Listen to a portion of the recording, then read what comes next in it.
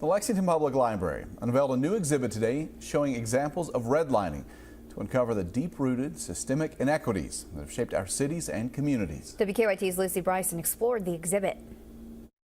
I think it's always important for people to know the history behind how we got to where we are today. It's a piece of history that may be a hard pill to swallow. This is really hard information, but it's also really important. But one that Lexington Public Library believes needs to be shared.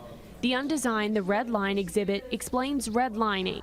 Redlining was the practice where the federal government essentially refused to insure loans in certain neighborhoods. By following the actual red line on the floor, visitors travel across the world and back in time, seeing historical context and evidence of this happening globally. Ann Donworth showed me some examples of redlining that happened right here in Lexington.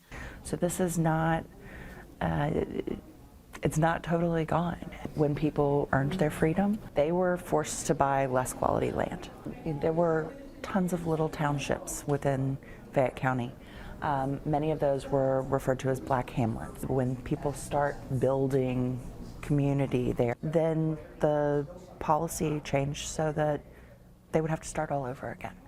And while this exhibit looks at pains of the past, To know what happened, issues lingering in the present, to know how it still impacts us today. there's hope that if people unify, there can be a better future.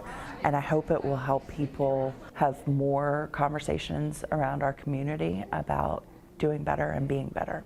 In Lexington, Lucy Bryson, WKYT. And that exhibit will be up through November 17th.